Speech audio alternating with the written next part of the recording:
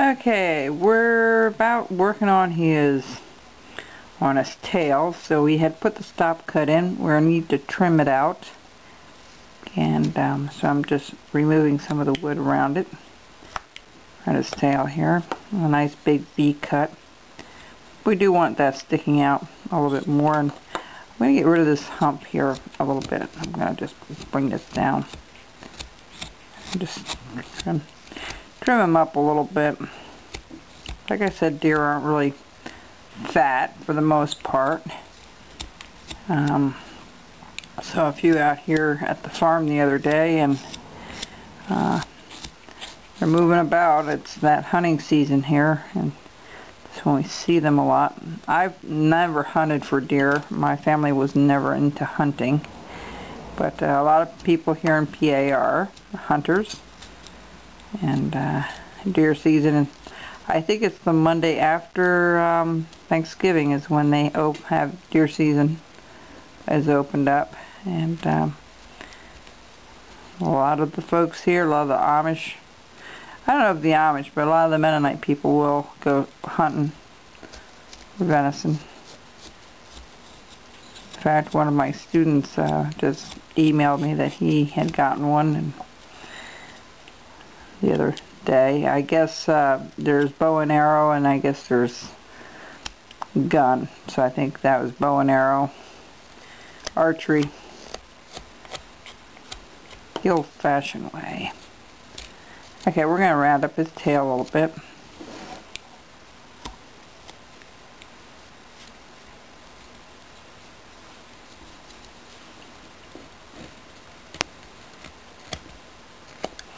We'll make his nose red, like Rudolph, you know, but you don't have to do that. You don't want to do that when you go to paint. I'm just redefining that line a little better. Sometimes you go in a little deeper and you do this a little more at an angle, it sticks out a little better. Alright, there we go. We fared okay with Hurricane Sandy. I know a lot of our folks up in New York City are still without power today, and it's almost like 2 weeks after the fact. Quite a different world today for them. I believe in prepping to a certain degree. I'm not overboard with it, but I think to have extra water on hand is important. And, you know, I don't think you ever go wrong doing that. I had to be kind of, when you've been in the country as we are, we lose our electric quite often. We're fortunate here at the farm. We had put in a generator for our animals, so we could feed yet, but for the most part my home does not have a generator, so there's a few things. I might do a couple of videotapes on what I do to help myself along when I don't have electric for a couple of days. If the weather's really bad, I usually stay here with my folks. It's important to make sure they're okay, and I want to make sure I can get here. There's a lot of trees between in the past that I wasn't able to get here, so I walked here. It's about a mile, but you don't want to do that too often in the weather. Okay, so the one thing we're going to do here, we need to put a little V cut in here yet, but I'll show you some simple stuff you can do. I'm not one of these people like on TV that will prep and store food and all that. I'm not into that, but I think having water is important, that you can clean up or at least flush the toilets, you know, and stuff. And I came up with a pretty good system that works, and it won't cost you anything to do it, so a little bit of your time. So I might put something together for you folks. But anyway, we did okay. In fact, our storm last year with the early snowstorm, we had much more damage with our trees and such here. I had a few twigs I had to pick up, and not even branches, just twigs and things out of the yard, but for the most part we fared pretty well here in PA.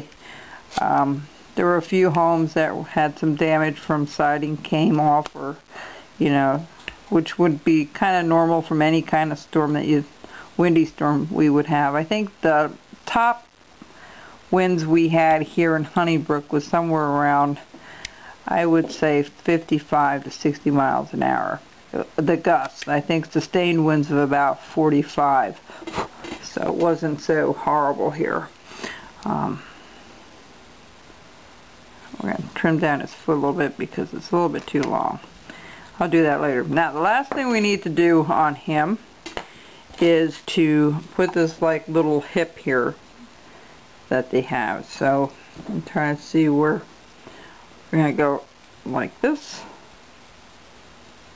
and like this. Kind of look at it from the back. You don't want to go all the way to the tail, but we're going to just put a nice little V-cut in here.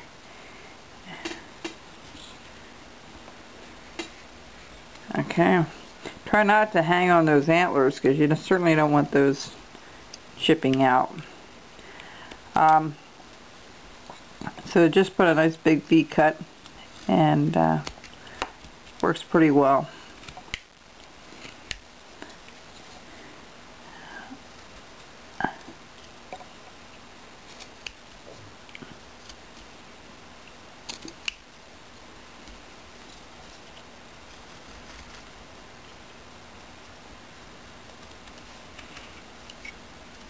And I keep the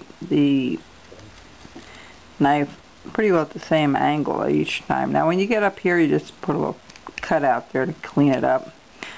That's pretty well it. And so of course this comes behind that, so you want to trim this portion off a little bit. Okay, that's good. I have that hip sticking out a little bit more. And if this is too fat back here, you just take it and you trim a little bit more off again. Kind of blend things in.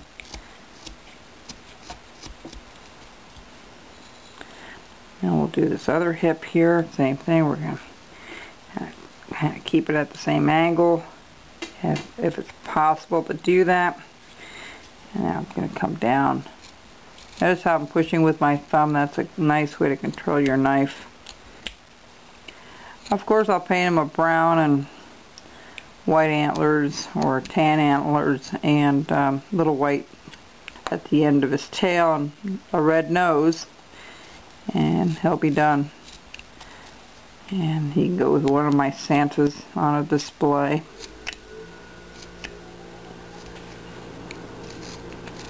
I was glad to get a first on my on my nativity scene. That was really nice to be able to do, and that was fun.